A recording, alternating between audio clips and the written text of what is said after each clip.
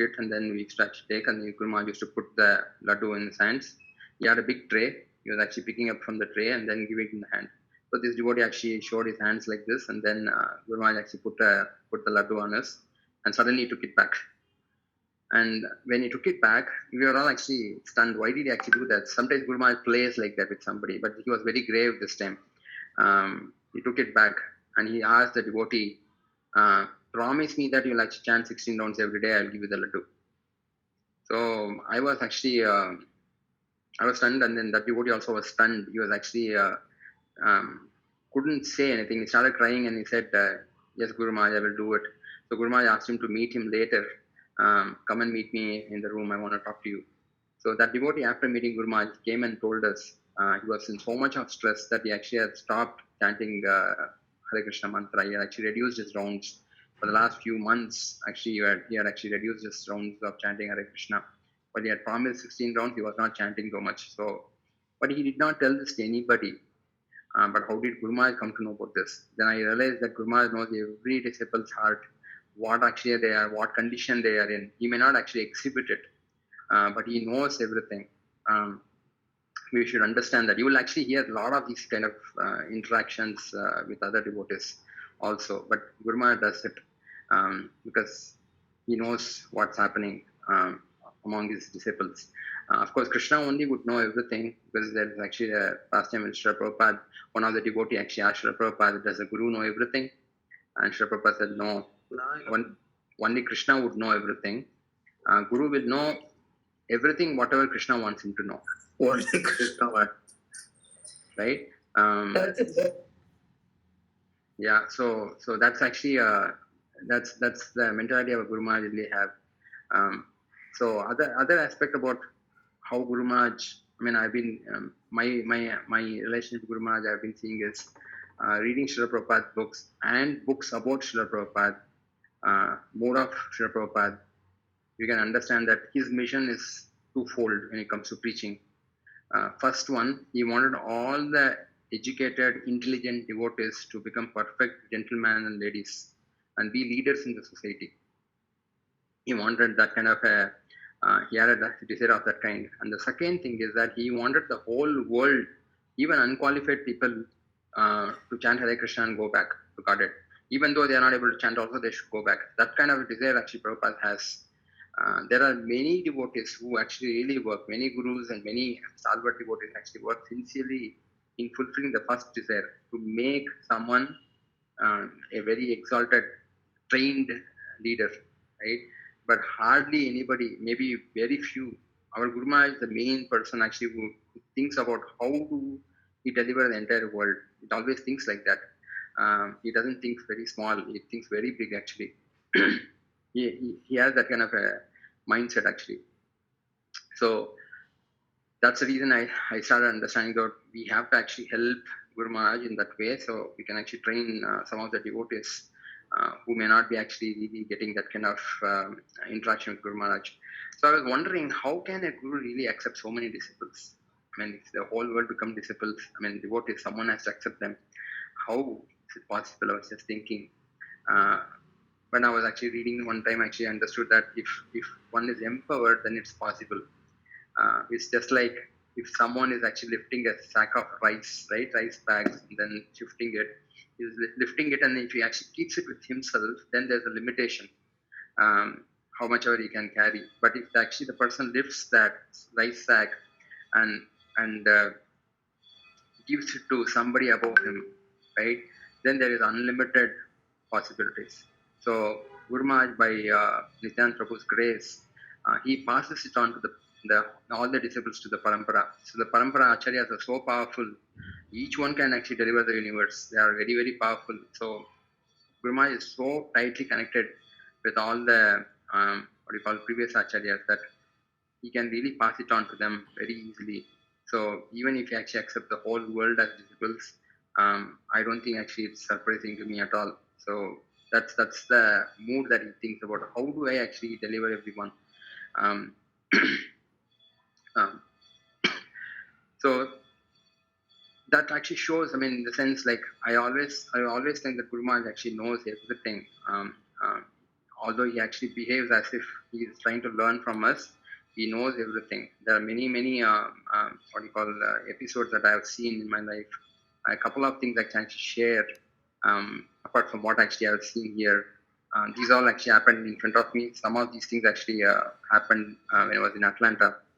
I just want to actually share a couple of those incidents which really happened, which made me realize that Guru Maharaj actually knows everyone, even though we may not actually really think that he knows me. Sometimes the devotees actually say that Guru Maharaj never interacted with me.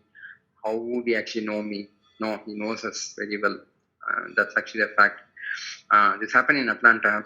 One very young Mataji who was visited by Guru Maharaj was cooking in the kitchen, and Guru Maharaj was in another room taking prasadam, and myself and one more devotee were actually serving him.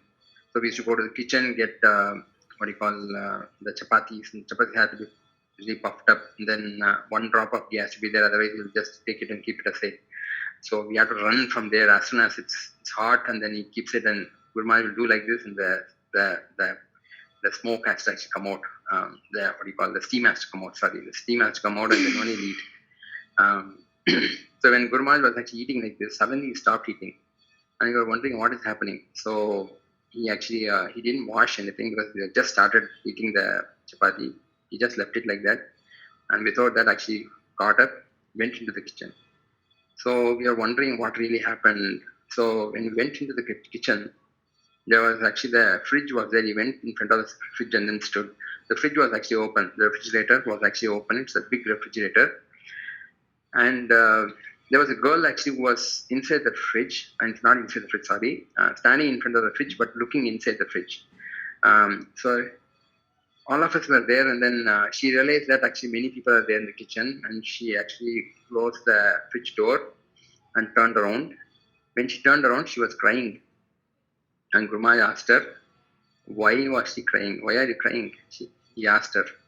So before she was still sobbing a little bit, and before she actually answered, her husband was actually a Bengali. He came and then said, Guru Maharaj, he spoke in Bengali. He said, Guru Maharaj, she wanted rice for her food.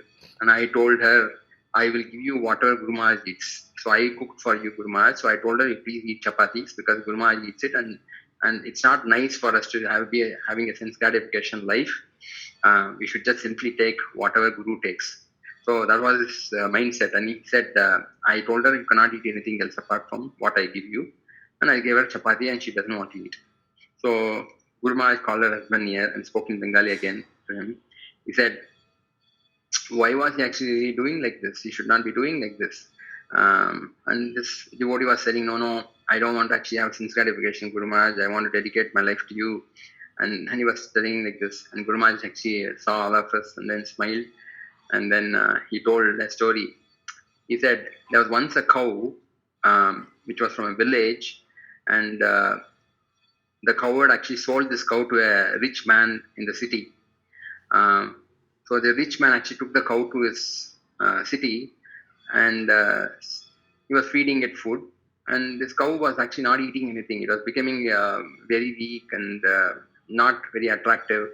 So this rich man was wondering what is happening to this cow. And Guru Maharaj was still standing. He was not eating anything. He was still standing and explaining this. Guru Maharaj was telling the story, and he said, so this rich man actually called up the cowherd, and I said, like, the cow you have sold, it's actually not eating anything. So the cowherd man actually went to the city and then saw the cow and then observed that what is that they're actually offering the cow to eat. In the city, there was no green grass as such. It's not available so much. So they were actually giving him hay, giving her hay. So the cow was supposed to eat the hay, and the cow did not like the hay because it's very dry. The cow grew up in the village eating green grass, juicy green grass. So suddenly giving the cow hay was not actually working. So the cowherd man told the rich man, saying that offer the cow some good fresh green grass, she will eat. So the rich man accepted that. He offered and he started eating and became very happy. So Guru Maharaj turned around all of us and with a big smile, he said, this girl is actually a village queen, and you have actually you have brought her to this Atlanta, which is actually a very materialistic place, and you are actually giving her all chapatis, dry chapatis. She wants rice, means you give her rice. And we all started laughing like anything. We couldn't control so much that how did Guru Maharaj actually coordinate all these things together on the spot there? And then and Guru Maharaj, when we all laughed, he also laughed a little bit and then gave a huge grin. He said, Guru Maharaj, please have prasadam. And the girl was also laughing like anything. And then the next day in the Srimad Bhagavatam class, he asked the girl, are you getting rice in the morning? So the girl said, yes, Guru Maharaj, I'm getting. And the husband was actually with a frown in his face that, yes, Guru Maharaj, I'm actually feeding her rice. Said, and he also said that she seems to be very happy after he actually spoke to her. So only few of us knew what really happened there because we were there in that instance. At the Srimad Bhagavatam class, nobody else knew that, but it was a very, very wonderful situation that we faced. We saw such a thing actually happening, that Guru Maharaj was very personal, and he knew the person's heart. The person did not pray to Guru Maharaj. She was his disciple. But she was going through some kind of a difficulty, and then she needed this kind of consolation that she feels comfortable in continuing devotional service. So these instances actually made my heart very strong, saying that yes, it's very, very clear that Guru Maharaj knows all these disciples very well. We may not actually expect that, but he knows these people and the disciple very well. One more pastime that actually happened in Atlanta again. This was more like a instruction for all of us. This was basically there was a senior Mataji who was actually from Mexico. She came to complain to Guru Maharaj. Whenever somebody comes to complain to Guru Maharaj, it becomes very grave. So Guru Maharaj became like very strict. She not joking, was not smiling. She said, Guru Maharaj, I'm always being criticized. Whatever I do, I get criticized. I don't feel happy at all in Krishna consciousness, because Krishna consciousness is supposed to make a person happy, but I am not actually happy at all. I'm always getting criticized, so how will I be happy? So Guru Maharaj asked her, I understand. Tell me, is the temple president actually criticizing you? She said no. So is the Bhakti Viksha leader actually criticizing you? She said no. So he went on asking one by one, is any Mataji actually having a quarrel and criticizing you? Is that what's happening? She said no. So she kept on saying no, and the Guru Maharaj actually looked at her and smiled. We also actually understood what is happening. So who else is criticizing you? And apparently this Mataji was a Mexican, and she actually had an Indian husband. She said, my husband criticizes me always. And all of us were silently laughing. We didn't open up because Guru Maharaj was very grave and we didn't want to actually say anything. So we were just silently laughing like, oh, again, that kind of a problem. Okay. So Guru Maharaj very gravely kept quiet for some time. And then that lady actually calmed down after actually opening her heart and said, so only one person is criticizing you? He asked. Then without actually even expecting a response, he said, for you only one person, for me so many people criticize. Whatever I do, there'll be some people who criticize my activities. But we should understand that we should never forget the mission of Srila Prabhupada. We should continue our service to our Guru in spite of all the difficulties, because the material world will be difficult and we are bound to get criticism. There'll be some people who will actually demotivate us so much. But still, please endure, chant Hare Krishna, and then do the seva. It will all pass away. After some time, you'll become happy. So that's a process Srila Prabhupada taught us. And in fact, Srila Prabhupada did not give us any kind of training, he said that time. He simply said, just do it. So we are trying to give you some kind of trainings, all of you. And he looked at all of us and saying, all of you should actually get trained and then see how to actually live in spite of all difficulties, and then cooperate and be with the devotees. Don't leave just because you don't like someone. You mentioned that, and this lady actually left. She was very happy that she heard all these things and she left. Then Guru Maharaj calmed down for some time. He was still grave. Then after that, he actually became very jovial, and he was cutting jokes, saying that all the things, who prepared what food and things like that. So we could understand how Guru Maharaj's mood. He understands everything. it's not that actually he's speculating and talking. He actually is directly connected with Lord Krishna as such. I mean, that's my personal conviction as such. He's connected to the parampara so much that there's no doubt that actually what he's doing is completely empowered by the parampara, right? Another time actually how Guru Maharaj behaves, right, in different situations. This was actually in Coimbatore, the DT installation, I think way back in 2003, 2004 sometime. Radha Krishna Gaur Prabhu, you should actually hear him also, Anadi Prabhu, because he has lots of these pastimes. He knows so many things because he was very close to Guru Maharaj for quite some time. I get scared, I freeze in front of Guru Maharaj because I know he knows my heart, what I'm thinking, so I'm very scared to go near Guru Maharaj actually. I know that he knows me, that's the reason. Radha Krishna Prabhu is very talented. So we both actually were assigned by Bhaktivinoda Maharaj to go and then take feedback from all the devotees. Whoever is actually visiting, you should actually go and then you should just go and then get feedback from each personality. So Radhakrishna Prabhu and me, we decided, okay, let's go one by one. We'll go to Guru Maharaj in the end. So we went to Banaswami Maharaj. He gave, Bhaktivedanta Maharaj gave. So they all gave feedback about how did the temple opening go. And some people gave feedback. This could have been nice. This could have been nice. So we just wrote down. We didn't give any feedback.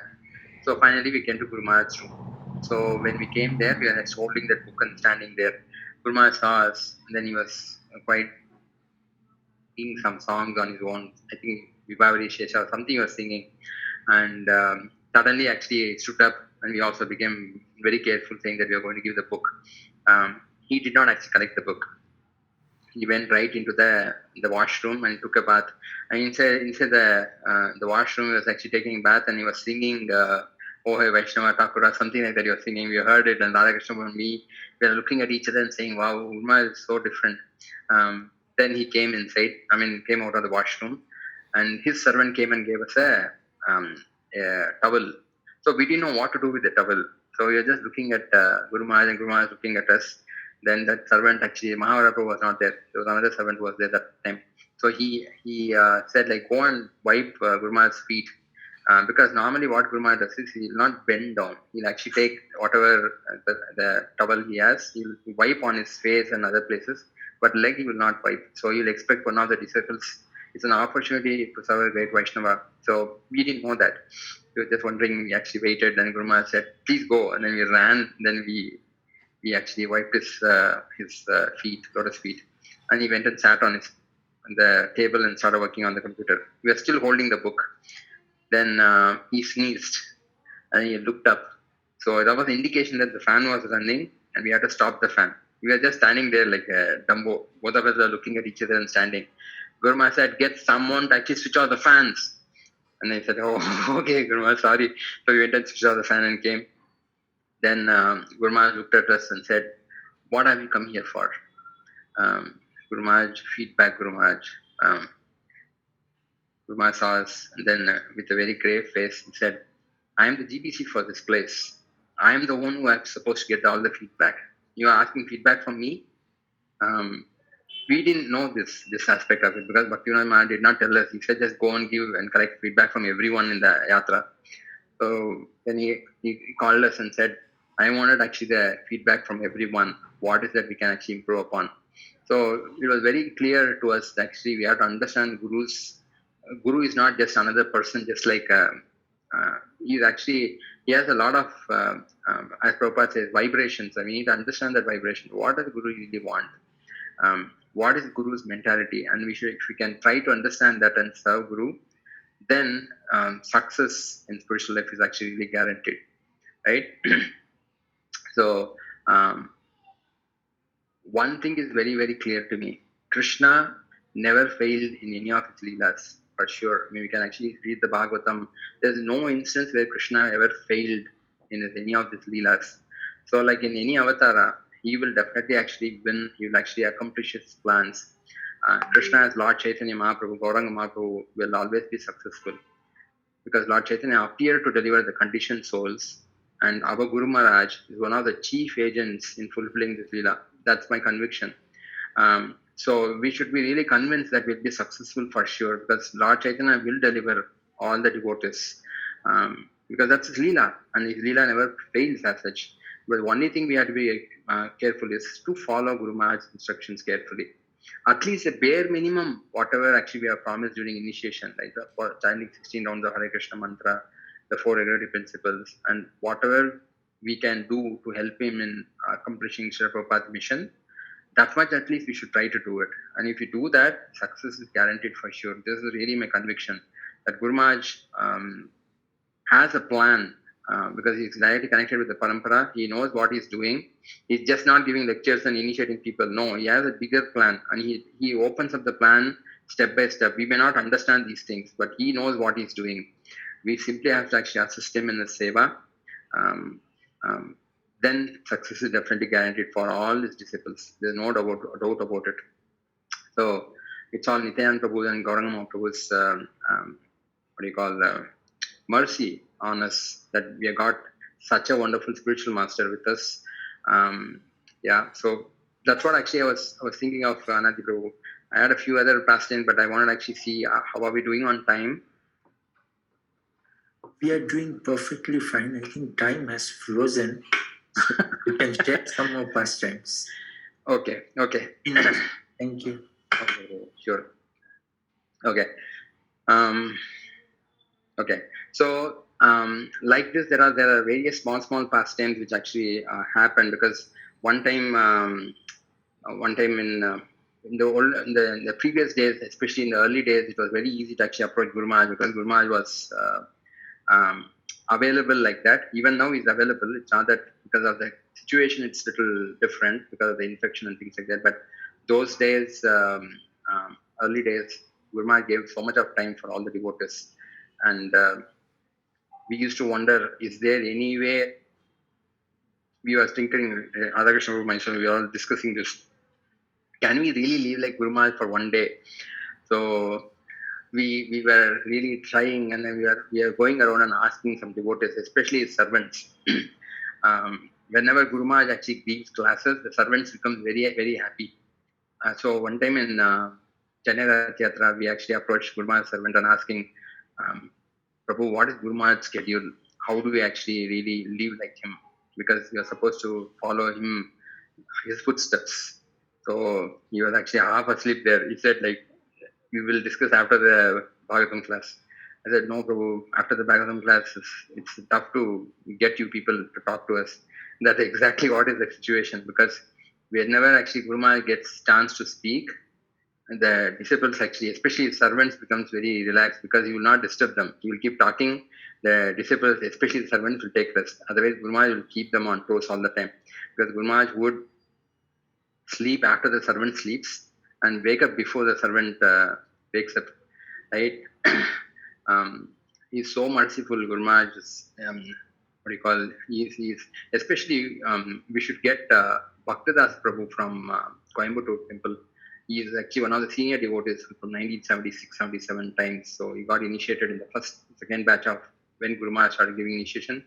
He has so much of nectar. He knows so many things about how Guru Maharaj used to actually be in the early days. So I heard a lot of those pastimes. They were like very, very interesting pastimes that I couldn't actually really see them, but it was very clear that Guru Maharaj actually does so many things which are mystical for a normal person to understand. But nevertheless, Guru Maharaj's mood is that he wants to deliver everyone, and because of that, he does many things which are normally not done by many other gurus. Some of these things are like basically sometimes he goes with the devotees and eat outside, right? There was once something like this happened, wherein Guru Maharaj was in Mayapur, and then some of the Bengali devotees wanted to meet Guru Maharaj, and then they were not given audience with Guru Maharaj. So this devotee actually came and told us, saying that what really happened. So they were actually trying to tell that they went and told Guru Maharaj, saying that Guru Maharaj, whenever you come here, so many devotees from South India come and other places come, and they spend time with you. you don't spend time with us at all, but you are here, but you don't spend time with us. Um, so we told Guru Maharaj like that. So again, it was a dream for him, right? He wanted to tell that, but then it was happening in the dream. Um, so Guru Maharaj responded back, listen, Mayapur is my home, and now you are part of my home. So some guest is coming. I need to take care of guests first, then people at home, because you're all with me all the time. So then we felt so good that Guru Maharaj considered us as part of his family. Then we said, okay, then that means they're all, you can spend time with them. Then we all actually, when we heard that, we looked at Guru Maharaj and said, Guru Maharaj, we are outsiders for you. Guru Maharaj was in kind of a spot actually, because that person was actually reading out in Bengali, and I think Bhakti Pushal was translating that point in time, their offering. And then we all looked at Guru Maharaj. Guru Maharaj, are we all guests for you? You like only the Bengali devotees and you don't like others. And Guru Maharaj looking at all of them and like this and say, it's not easy to be Guru. So it was like very funny. Actually, Guru Maharaj said like, you all actually are very dear to me. There's nobody actually, nobody is there that I don't like. Not only my own disciples, I also like my God brother's disciples. Anybody who actually is a Vaishnava, especially connected to Srila Prabhupada, I actually consider them as my as much as my disciple only. I want to actually even deliver them, because I don't want to actually consider that they are not my disciples, so I don't have to bother about them. No, I always see everyone as part of Sri Prabhupada's movement, so it's my responsibility to take care of them. That's the reason actually many times he tells even other Maharaj disciples to call him as Guru Maharaj. Especially if you are close to Guru Maharaj, you will expect them to call him as Guru Maharaj. So that was actually one of the instances I saw how Guru Maharaj actually is thinking very big. I mean, it's not like a very, very siloed, focused way saying that, okay, this is my disciples, I am going to take care of my disciples, I have to deliver them. No, Guru Maharaj thinks about in a very big picture, saying that, okay, even my God brothers' disciples actually are part of Prabhupada's movement, and it's my responsibility to do whatever is necessary to keep them motivated in Krishna consciousness, and then not drop away, right? That was one instance that I actually saw which was happening. Then there is a couple of other things that I actually saw. One time actually Guru Maharaj gave me the, I'm actually very fortunate to actually do massage for Guru Maharaj. Devasima Prabhu and myself actually, we got a chance to actually massage Guru Maharaj's feet in Anukul Prabhu's house. We are very, very happy, or because of their mercy, many devotees actually were very merciful. Because of that, we got this opportunity. So we got a chance to massage, and Devasima Prabhu actually was expert in actually massaging Guru Maharaj's lotus feet. And I was looking at him and I was trying to do that. And Guru Maharaj started kicking me. He was kicking only my side of foot. The other foot was actually fine, and Devasima was doing. And then Guru Maharaj actually called out, who is the other person who's sitting down? Because I was actually sitting under the table. Guru Maharaj was actually having prasadam. All the senior devotees were actually talking to him and then discussing something. We both were not bothered. We felt actually we got the treasure of our life. We had the lotus feet. I was actually massaging. Unfortunately, what I was doing is I was actually massaging the sole. I was putting pressure there, and he was getting tickling feeling. So he was actually kicking. I didn't know that I was there. I've never massaged anybody's feet. So Guru Maharaj kicked, and then he saw down and said, Guru Maharaj, Hare Krishna. He said, take him out. He said, take him away because he's tickling. I'm not able to sit here and talk to all of you. I said, sorry, Guru Maharaj, I won't do that again. By that time, I was actually out. I was asked to go out, and the Devasima said, it was okay, this happens. Sometimes actually devotees do that. But it's interesting to see, sometimes we get the seva to do, serve the Guru, but if you are not qualified, we may not actually be able to fulfill that. But we should not be demotivated, because important aspect is how do you actually take the the mission of Guru Maharaj and then try to actually help everyone become devotees. That should be your motive. And then if you get a chance to serve him personally, yes, we should take it. But we should not be disappointed that I did not get a chance. So I'm actually a low-class devotee, or I'm a left-out devotee. Don't feel like that. Never ever feel like that. That's my conviction that Guru Maharaj actually is very dear to everyone, and he actually knows each one of them. And yeah, that's what actually I wanted to say, bro. Anadi, bro. Anybody has questions?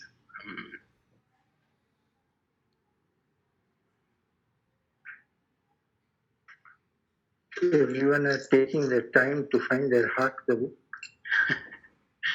Yeah, so yeah, there are many other small things I heard because I remember because my brother used to actually be very close to Guru Maharaj, and he will treat Guru Maharaj like a father. Well, you should actually ask him. He can actually talk more on this. But then one instance I remember which was very funny. One time Guru Maharaj actually has a lot of cold, and he was actually not able to breathe properly. It was in Bangalore. My brother actually took a piece of paper and made a rocket. No, that's sharp one. He made a rocket and said, Guru Maharaj, please take this and put it inside your nose. And then you're looking at around everyone, what is he trying to do? He said, put it, Guru Maharaj, then you will know what it is. So Guru Maharaj took it and then put it inside the nose and nothing happened. He said, Guru Maharaj, wait. He took it and tickled Guru Maharaj's nose, and Guru Maharaj sneezed like anything. 3 or 4 times he started sneezing, and then he was actually very relaxed. He said, this is what actually Guru Maharaj I wanted to do. So that you feel comfortable. So he's like that, very close, very close to Guru Maharaj like that. So many devotees are like that. They actually consider Guru Maharaj like more like his father. But I get scared in front of Guru Maharaj because he knows my heart, and I know that I'm not actually pure. So it's very scary. I freeze in front of Guru Maharaj. Yeah.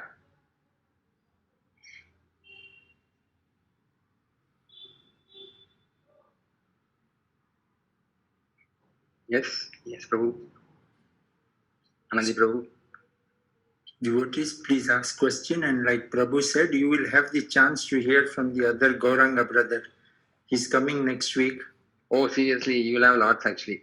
Yeah, so Kripa Prabhu, he's like leading the way now, and next week we'll hear more from Vishal Gauranga Prabhu. Yeah, he and Amala Manjari Mataji, both of them they have a lot of personal association with Guru Maharaj, so you should actually he's not giving her mercy.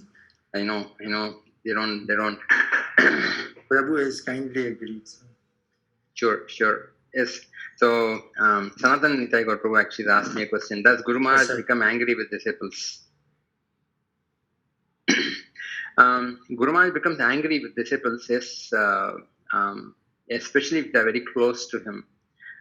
He never become angry with me in that sense because I know that I'll get scared heavily, but if he's very close, because with my brother, he becomes very angry. And next moment, actually, he becomes normal. It's not that he actually becomes so angry that he will not talk to you.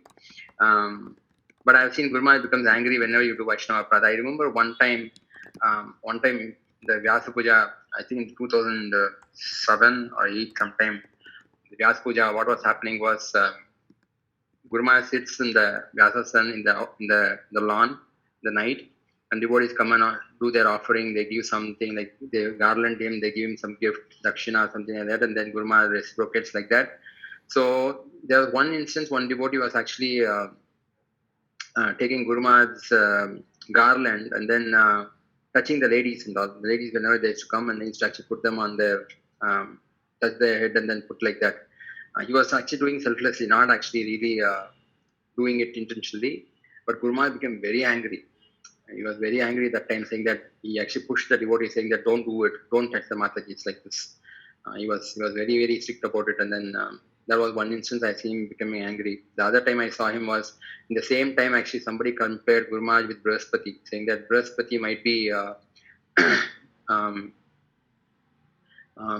might be the spiritual master for all the demigods, but you are something like you are more greater than them. Than him, that you are actually delivering the whole world. Something like that he actually had mentioned, and Guru Maharaj was very angry in that, saying that it's not a right offering that you should be doing for the spiritual master, and he was actually begging forgiveness on behalf of all the disciples to Brihaspati, saying that please consider this actually a very immature, please don't do this. So that time I saw him very grave, very angry actually that time. So those are some instances I remember, because whatever I remember I write it down so that someday we'll actually be able to relish this. These pastimes are very these are like such as Vaishnava actually comes once in a while. You don't get these kind of Vaishnavas often actually. Yeah. Hope that helps, Prabhu. Thank you. Yeah. Hare Krishna, Prabhu. Hare Krishna. Danvat Pranam, Prabhuji. Danvat Pranam. Prabhuji, thank you. Thanks a lot. I am very new disciple of Guru Maharaj. Just 6 months before, on the day of Radha Ashtami, Guru Maharaj mercifully he accepted me as his disciple and gave a place on his lotus feet. And really feel it is during this pandemic. Obviously, there's no moment we cannot go and meet him. Also, it's so we sometimes I feel that I'm so unfortunate. But yes, listening to your experience, Prabhuji, you have somehow I think so. Today I feel that yes, you said that don't think that you are left out. Guru Maharaj always consider all his disciple as one, even his own god brother disciple as one. So that really gave me some satisfaction. And yes, I fully agree to my experience of 6 months, Prabhuji. I have too new. That Guru Maharaj is really very merciful. Two reasons. One is I sometimes feel that okay, I was attending his classes, and then my name was suggested, and finally, how he doesn't know me, right? He doesn't know me also, but he was ready to take my all the responsibilities of my life. So you very rightly said, such people are very rare, and only they come only once in a maybe in a millennium or something. So I really feel that yes, we are lucky. I'm also one of those lucky people Guru Maharaj has accepted. And with you all the experience sharing, that motivates us, all of us, the new devotees, that to follow the path of Guru Maharaj. And you very rightly said that at least what you have committed to Guru Maharaj. And I don't know whether your lecture was a telepathy with me or not. In the evening, I was talking to one of my colleague in my office while driving back to my home. I said that at least whether I do anything or not, but at least I try that whatever I have given commitment to Guru Maharaj, that the four basic principles, I'll follow the rules and 16 rounds of chanting, and somehow take some step in taking the Prabhupada's mission, which Guru Maharaj is also following, to help him somehow. Like one of those I really love. I don't know whether I'm taking some more time. If I'm taking much time, I'm sorry. But one thing I always feel that, I have brought in my habit that whenever I have to gift anything to anyone, maybe even in a marriage, maybe even in a birthday, or maybe even in a housewarming function. So maybe materialistic gift if it is necessary on the being in this world. But at least I will gift one Bhagavad Gita. So whatever gift I give to anybody, that gift will have one Bhagavad Gita. So that I'm following since last few years I was following, but since last 6 months, from August, the day Guru Maharaj. So I thought at least I can do this, help Guru Maharaj in this mission. At least you give. So this is how. So I'm thankful to you, Prabhuji, and I'm thankful to all that you all organize.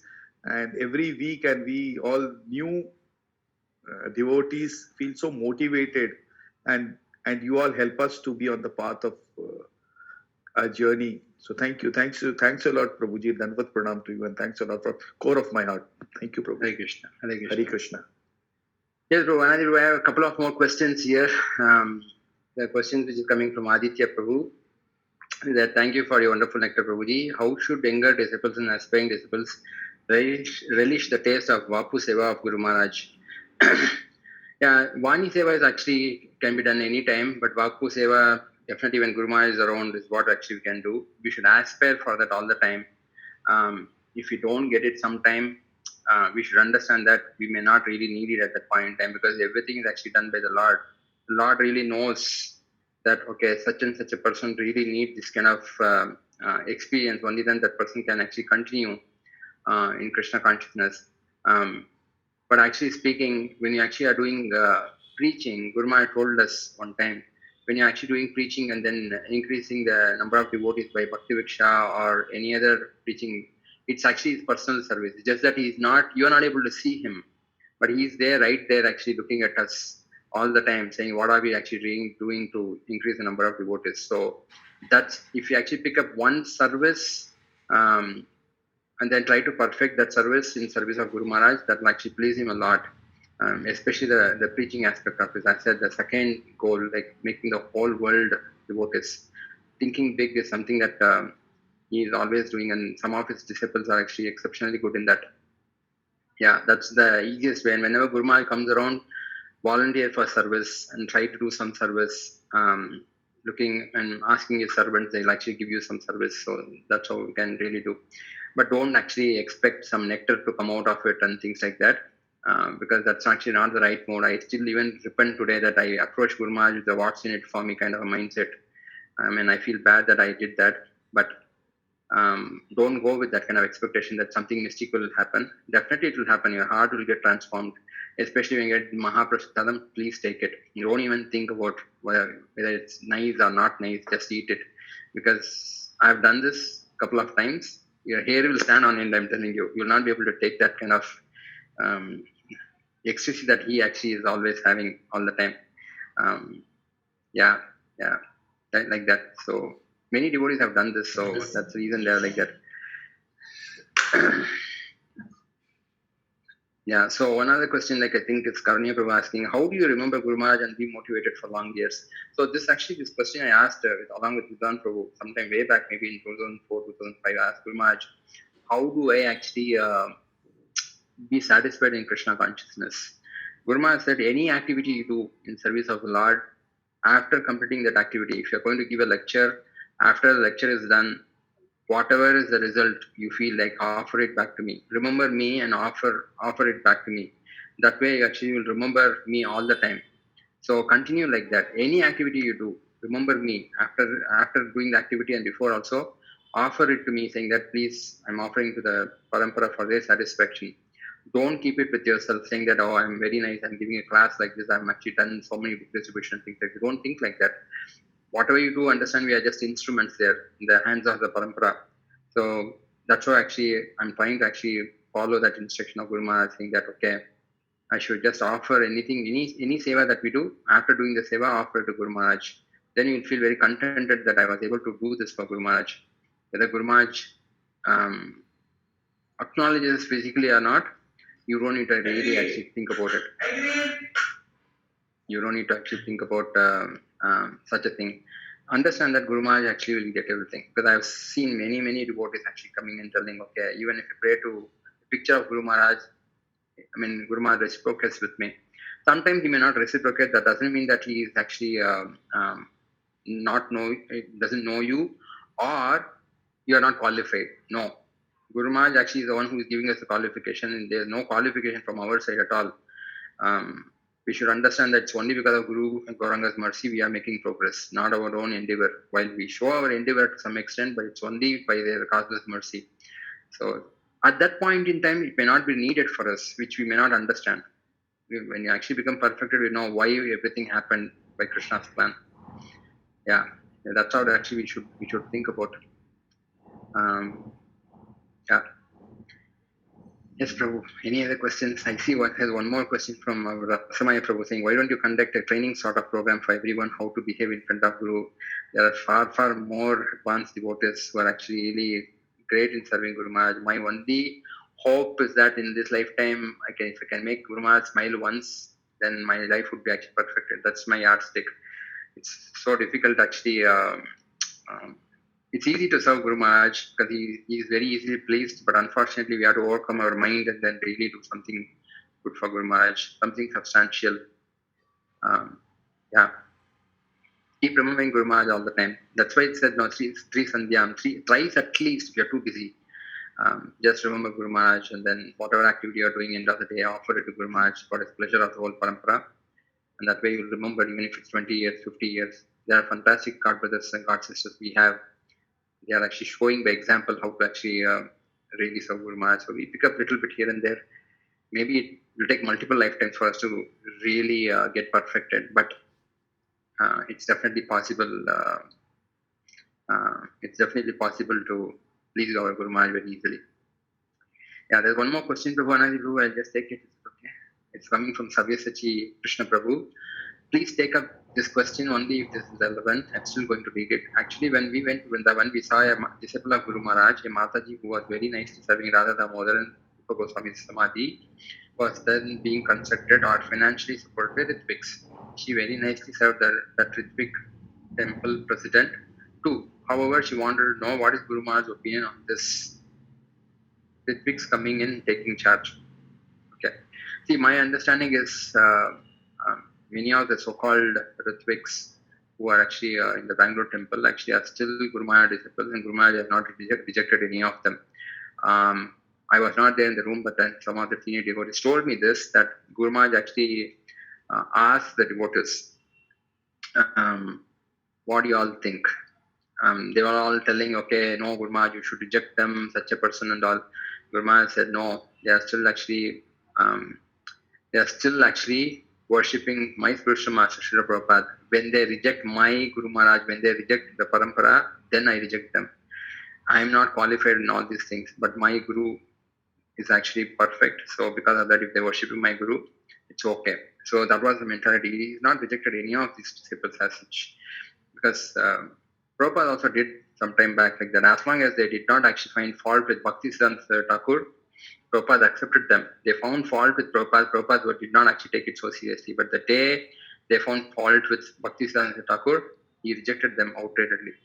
So Vaishnavas are Vaishnavas. We might actually have difference of opinions to some extent, but end of the day, it's again the Leela of the Lord. We don't know what is actually hidden Leela. So we just have to accept the reality, serve whatever we can, without actually discussing that this person did that offense, that person did the offense. No, don't get into those details. Just serve them as Vaishnavas. Then that's fine. As long as people don't actually find fault with the previous acharyas, no guru would actually reject anybody. They feel they are fallen. All the gurus always feel they are very fallen because of their spiritual master. They are able to do something. So if they are serving their spiritual master, although it's not the right thing for the disciple to do, but the guru would never actually really reject such people. That's my understanding. Hope that helps, Prabhu.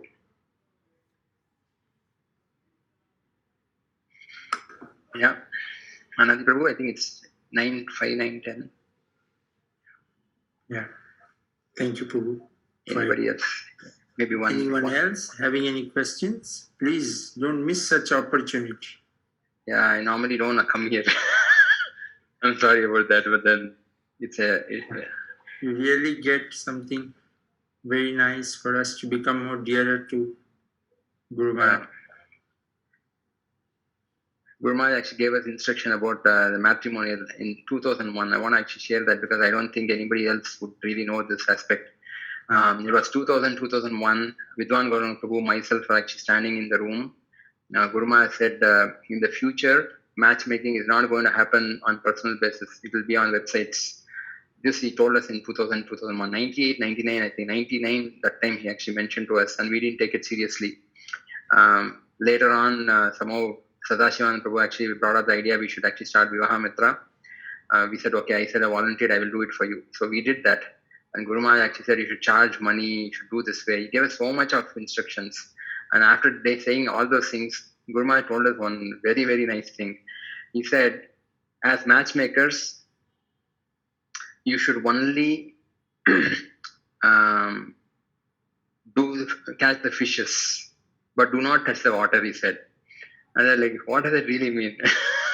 He said, please don't try to solve the family problems. Help them get married, but after that is left to them and Krishna. Do not actually get into the details of their family and things like that. Then we realize Guru Maharaj knows so much actually. He's a sannyasi, but how does he know all these things? Unless actually the parampara gives this kind of message to them, it's practically impossible. We should be very, very convinced that our spiritual master actually is, there's no harm in really calling him his divine grace factually. He's definitely actually one of the special agents of Lord Chaitanya Mahaprabhu. Yeah, he gave that. And then today you see so many websites actually talking about all this matrimony and things like that. Guru Maharaj was visionary that time. He told us these things. And we didn't take it seriously. Many times Guru Maharaj tells us we don't take it seriously. We just hear it and leave it like that. But if we can actually accept whatever Guru Maharaj tells and then try to follow it exactly like that, whatever we can, we'll become very easily perfected. And Guru Maharaj does that for Prabhupada. Whatever Prabhupada said, even if Prabhupada said, don't eat this for once, you will not eat that. That level of seriousness he has with Prabhupada. That's a relationship that he has with Prabhupada. Yeah. Yes. I think there are many more wonderful devotees to actually speak on Guru Maharaj pastimes. Definitely, listen to my brother. He will actually have a lot of masala. Definitely, because I remember he actually was packing. I want to say it because I'm not able to stop it. One time, actually, Guru Maharaj asked him to pack his bags. He was actually traveling abroad. He asked him to pack his bags, and my brother said he was packing everything. He said, "This is how you pack." That is not the way to pack bags. Actually, I need to know what is their way exactly. I need to know exactly. Put it there, put it here. He exactly told how to pack the bags. And when my brother packed, there were so many things which were not going inside. And when Guru Maharaj told him how to do it, there were so many things. Everything was actually inside the bag. So Guru Maharaj is expert in everything. Actually, he does. There's nothing that actually is not expert in. Many of us actually are good in some things, but not good in everything. But Guru Maharaj, frankly, is expert in everything. His second initiation was fun actually, because when Guru Maharaj actually gave him second initiation on his left ear, he repeated back. And Guru Maharaj said, "Are you initiating me or I am initiating you?" You should hear him. He has lots of masala because my brother is very simple at that time. And I'm an analyst paralysis. Just go and do it. Yeah. Thank you for giving me this opportunity. I feel so homely with all the devotees. Thank you so much. Hare Krishna. Thank you, Prabhu, for taking out time, and hope US has more holidays on Thursday. Yes. We get your association. It's always nice to hear from you. There are many more. I'm not able to remember. I have to check the diary and see. Maybe you open up your diary and then we can catch up for one more Thursday. Sometime, Prabhu. Yes, definitely. Thank you so much, Prabhu. Thank you, Prabhu. Hare Krishna. Jai, and devotees, please don't forget, same time next week, 8 p.m. we have the other Gauranga brother, Vishnu Gauranga Prabhu, joining us. So that will be the last throwback Thursday for the year. So you can actually join us and cherish the pastimes and take the mood how we should go to 2021. And Anand Vihari Prabhu said tomorrow is Gita Jayanti, so don't forget to distribute more Bhagavad Gita in Guru Maharaj's names. Hare Krishna, see you all again next Thursday, July Thursday. Guru Maharaj ki Jai. Jai. Actually, Anadi Prabhu, we are very thankful to you that you are helping us, though in this